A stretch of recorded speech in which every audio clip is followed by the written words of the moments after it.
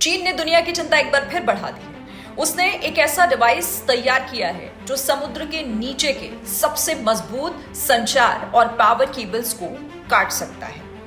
ये एक नया डिवाइस है, एक डीप सी केबल कटर इसे कह सकते हैं, जिसे चीनी वैज्ञानिकों ने मिलकर विकसित किया, इसे तैयार किया। यानी कि अब इस देश के पास एक ऐसी तकनीक मौजूद है जिसकी मदद से वो किसी भी समय समुद्र के नीचे बिछे हुए इन केबल्स को काट पाने में पूरी तरह सक्षम है।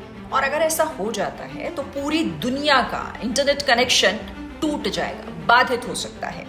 इस डिवाइस के बनने से वैश्विक इंटरनेट और डेटा सुरक्षा पर भी प्रश्न खड़ा हो गया। इसे लेकर चिंता भी काफी गहरा गई है। दरअसल ये जो डिवाइस है वो समुद्र के 4000 मीटर गहरे पानी में जा सकता है, काम कर सकता है वहां पर, और उस गहरे पानी में बिछी हुई उस स्टील रेनफोर्ड केबल्स को भी आसानी से काट पाने में सक्षम है। इन केबल्स पर दुनिया का 95% इंटरनेट और डेटा ट्रांसमिशन निर्भर करता है। समुद्र के नीचे के संचार केबल्स बेहद मजबूत होते हैं वैसे, क्योंकि उन्हें पॉलीमर, रबर और स्टील की परतों से कवर किया गया है ताकि वो सुरक्षित रह सकें। वो गहरे समुद्र में भी जो दबाव होता है और अन्य तरह की जो प्राकृतिक घटनाएं होती हैं उससे महफूज रहे। लेकिन अब चीन के वैज्ञानिकों ने एक ऐसा उपकरण तैयार कर लिया है जो इन बेहद मजबूत केबल्स को भी काट सकता है, सक्षम है वो इसमें।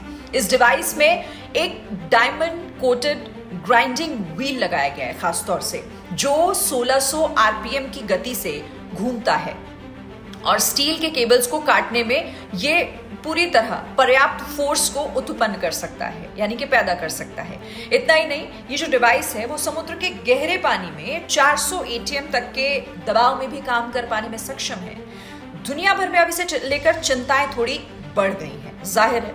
खासकर पश्चिमी देशों की बात करूं तो इस बात का डर उन्हें ज्यादा है कि अगर चीन ने चाहा तो युद्ध के समय वो इस उपकरण का इस्तेमाल विशेष तौर पर कर सकता है। समुद्र के नीचे के संचार केबल्स को काटने के लिए वो इस डिवाइस का इस्तेमाल कर सकता है, जिससे पूरी दुनिया का इंटरनेट कनेक्शन ठप हो सकता है।